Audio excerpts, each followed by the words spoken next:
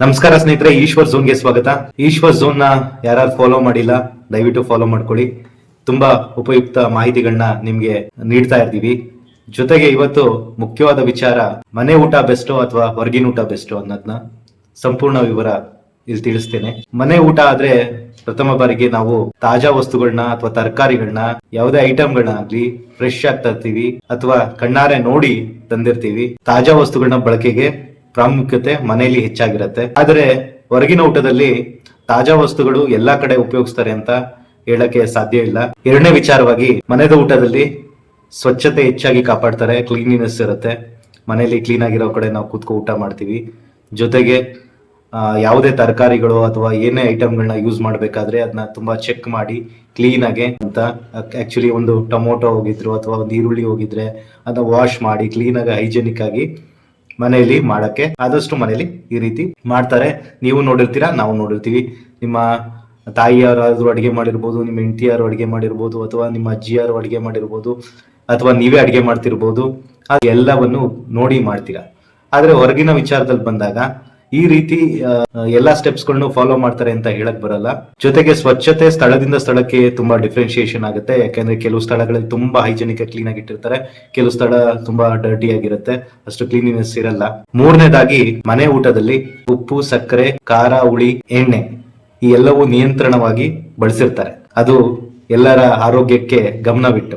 Example, ಮನೇಲಿ ಯಾರಿಗೊಬ್ರು BP ಇರ್ಬೋದು, ಯಾರಿಗೊಬ್ರು sugar ಇರ್ಬೋದು, ಅವ್ರಿಗೆ ಹೇಗೆ ಅವರ ಹೆಲ್ತ್ಗೆ ಓಕೆ ಆಗ್ಬೇಕು ಆ ರೀತಿ ಮಾಡ್ತಾರೆ. ಇಲ್ಲ ಕೆಲವು ಡಯಟ್ ಮಾಡ್ತಿರ್ಬೋದು, ಅವ್ರ ಡಯಟ್ ಪ್ರಕಾರನೂ ಮಾಡ್ತಾರೆ. ಕೆಲವರು ಮನೇಲಿ ಮಾಡಿದ್ದು ಅವರ ಸ್ಯಾಟಿಸ್ಫೈಡ್ ನಲ್ಲಿ ಮನೆಗೆ ಏನ್ ಬೇಕು, ಎಷ್ಟು ಬೇಕು ಆ ರೀತಿ ಮಾಡಿರ್ತಾರೆ. ಹೊರಗಿನ ಊಟದಲ್ಲಿ ರುಚಿಗಾಗಿ ಹೆಚ್ಚು ಉಪ್ಪು, ಖಾರ, ಹುಳಿ, ಕೆಲವು ಇಂಗ್ರೀಡಿಯೆಂಟ್ಸ್ ಗಳನ್ನ ಬಳಸಿರ್ತಾರೆ.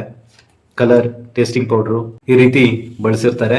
ಅದು ಎಲ್ಲವೂ ಒಂದೇ ಪ್ರಮಾಣದಲ್ಲಿರುತ್ತೆ. ಕೆಲವ್ರಿಗೆ ಖಾರ ಇಷ್ಟ ಆಗ್ಬೋದು, ಕೆಲವ್ರಿಗೆ ಸ್ವೀಟ್ ಇಷ್ಟ ಆಗ್ಬೋದು, ಕೆಲವ್ರಿಗೆ ಮೀಡಿಯಂ ಲೆವೆಲ್ ಟೇಸ್ಟ್ ಇಷ್ಟ ಆಗ್ಬೋದು. ಈ ರೀತಿ ಅಲ್ಲಿರಲ್ಲ, ಒಂದೇ ಟೇಸ್ಟ್ ಚೆನ್ನಾಗಿರ್ಬೇಕು ಅನ್ನೋ ರುಚಿಗಾಗಿ ಮಾಡ್ತಾರೆ ಅಷ್ಟೇ. ಮನೆ ಊಟದಲ್ಲಿ ನಾಲ್ಕನೇ ವಿಚಾರ, ಪೌಷ್ಟಿಕಾಂಶ ಹೆಚ್ಚಾಗಿರುತ್ತೆ. ಹೊರಗಿನ ಊಟಕ್ಕೆ ಬಂದ್ರೆ ಹೆಚ್ಚಾಗಿ ಕೆಲವು ಆಹಾರದಲ್ಲಿ ಹೆಚ್ಚಾಗಿ ಕ್ಯಾಲೋರೀಸ್ ಇರ್ತದೆ. ಮನೆ ಊಟಕ್ಕೆ ಬಂದ್ರೆ ಖರ್ಚು ವೆಚ್ಚ ಒಂದು ಕಡಿಮೆ ಇರುತ್ತೆ.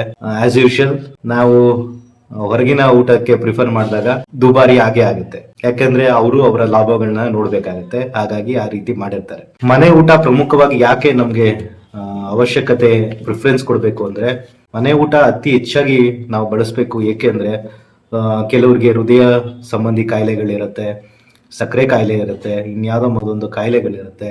ಇವೆಲ್ಲವೂ ನಿಯಂತ್ರಣ ಮಾಡಬೇಕು. ಎಲ್ಲವನ್ನೂ BP, ಶುಗರ್ ಲೆವೆಲ್ ಎಲ್ಲವನ್ನೂ ನಿಯಂತ್ರಣ ಮಾಡ್ಕೋಬೇಕು ಅಂತ ಹೇಳಿದ್ರೆ ನೀವು ಆದಷ್ಟು ಮನೆಯ ಆಹಾರಗಳನ್ನ ಬಳಸಬೇಕು. ಮಿತವಾಗಿ ಆಯಿಲ್ ಆಗ್ಲಿ, ಸಾಲ್ಟ್ ಆಗ್ಲಿ. ಮನೆಯ ಊಟ ಪ್ರಾಮಿನೆನ್ಸ್ ಏನಿಗೆ ಕೊಡ್ಬೇಕು ಅಂದ್ರೆ ಆರೋಗ್ಯವಾಗಿ, ಮುಖ್ಯವಾಗಿ ಆರೋಗ್ಯಕ್ಕಾಗಿ ಕೊಡ್ಬೇಕಾಗತ್ತೆ. BP, ಶುಗರ್ ಕಾಯಿಲೆಗಳಲ್ಲಿ ತುತ್ತಾಗಿರೋರು ಆದಷ್ಟು ಮನೆ ಊಟ ಬಳಸಿದ್ರೆ ಅವರ ರೋಗ ಕೂಡ ಸುಧಾರಣೆ ಆಗುತ್ತೆ. ಊಟ ಬಳಸಿದ್ರೆ ಆದಷ್ಟು ಆರೋಗ್ಯ ಚೆನ್ನಾಗಿರುತ್ತೆ. ಜೊತೆಗೆ ಮಕ್ಕಳಿಗೂ ಮತ್ತು ವಯಸ್ಸಾದವರಿಗೆ ಮನೆ ಊಟನೇ ಪರ್ಫೆಕ್ಟ್ ಅಂದ್ರೆ ತಪ್ಪಾಗಲ್ಲ. ಯಾಕಂದ್ರೆ ಅವ್ರಿಗೆ ಜೀರ್ಣಕ್ರಿಯೆಗಳು ಅಷ್ಟು ಸುಲಭವಾಗಿರಲ್ಲ. ಹೊರಗಿನ ಊಟ ಯಾವಾಗ ಪ್ರಿಫರೆನ್ಸ್ ಮಾಡ್ಬೇಕು ಅಂದ್ರೆ, ಈಗ ಒಂದ್ ಕಡೆಯಿಂದ ಒಂದು ಟ್ರಾವೆಲ್ ಮಾಡ್ತಾ ಇರ್ತೀವಿ, ಅಲ್ಲೆಲ್ಲೂ ನಮ್ಗೆ ಊಟ ಸಿಗಲ್ಲ. ಆದ್ರೆ ತುಂಬಾ ಜನ ನೋಡಿದೀನಿ, ವ್ಯಾನ್ ಅಲ್ಲಾಗ್ಲಿ, ಬಸ್ ಅಲ್ಲಾಗ್ಲಿ ಹೋಗ್ತಾ ಇರ್ತಾರೆ, ಅವರೇ ಅಡಿಗೆ ಮಾಡ್ಕೊಂತಾರೆ, ಇಲ್ಲ ಹೊರಗಡೆಯಿಂದ ತಂದಿರ್ತಾರೆ ಒಂದ್ ಟೈಮ್ ಬಂದು ಹೋಗೋರ್ಗೆ. ಆದ್ರೆ ಆದಷ್ಟು ನಿಮ್ಗೆ ಸಮಯ ಇಲ್ಲ, ಮನೆ ಊಟ ಮಾಡಕ್ ಆಗದೇ ಇಲ್ಲ ಅಂದಾಗ ಹೊರಗಿನ ಒಳ್ಳೆ ಜಾಗದಲ್ಲಿ, ಒಳ್ಳೆ ಹೋಟೆಲ್ ನಲ್ಲಿ ಹೋಗಿ ಊಟ ಮಾಡಿ, ಅಥವಾ ಒಳ್ಳೆ ಜಾಗದಲ್ಲಿ ಹೈಜಿನಿಕ್ ಎಲ್ಲಿ ಕಾಪಾಡ್ತಾರೆ ಅಂತ ಜಾಗದಲ್ಲಿ ನೀವು ಹೋಗಿ ಊಟ ಸವಿರಿ. ವಿಶೇಷ ಸಂದರ್ಭದಲ್ಲಿ ಅಥವಾ ಪ್ರಯಾಣ ಸಂದರ್ಭದಲ್ಲಿ ಹೊರಗೆ ಹೋಗ್ಲೇಬೇಕು, ಹೊರಗಡೆ ತಿನ್ಲೇಬೇಕು ಅನ್ನೋ ಸಮಯದಲ್ಲಿ ದಯವಿಟ್ಟು ನಿಮ್ಮ ಆರೋಗ್ಯವನ್ನ ನೋಡ್ಕೊಂಡು ಯಾವ ಪದಾರ್ಥ ತಿನ್ಬೇಕು ಅನ್ನೋದನ್ನ ನೋಡಿ ಮಾಡಿ ತಿನ್ನಿ. ಜೊತೆಗೆ ಅಲ್ಲಿ ಕ್ಲೀನ್ ಆಗಿದೆಯೋ ಏನೋ ಅಂತ ಕಣ್ಣಾಡಿಸಿ ತಿನ್ನಿ. ಎಲ್ಲಾ ಕಡೆ ಕ್ಲೀನ್ ಅಂಡ್ ಹೈಜಿನಿಕ್ ಆಗಿರೋಲ್ಲ. ಜೊತೆಗೆ ನಾನು ಇವೆರಡು ಪ್ರಿಫರೆನ್ಸ್ ನಲ್ಲಿ ಮುಖ್ಯವಾಗಿ ಆರೋಗ್ಯವೇ ದೊಡ್ಡ ಭಾಗ್ಯ, ರುಚಿಗಿಂತ ಆರೋಗ್ಯ ಮುಖ್ಯ. ಮನೆ ಊಟದಲ್ಲಿ ನಿಮ್ಮ ದೈಹಿಕ ಶಕ್ತಿ, ರೋಗ ನಿರೋಧಕ ಶಕ್ತಿಗಳು ಹೆಚ್ಚಾಗುತ್ತೆ. ದಯವಿಟ್ಟು ಮನೆಯಲ್ಲೇ ಅಡಿಗೆ ಮಾಡಿ ಮನೆಯಲ್ಲೇ ತಿನ್ನಿ.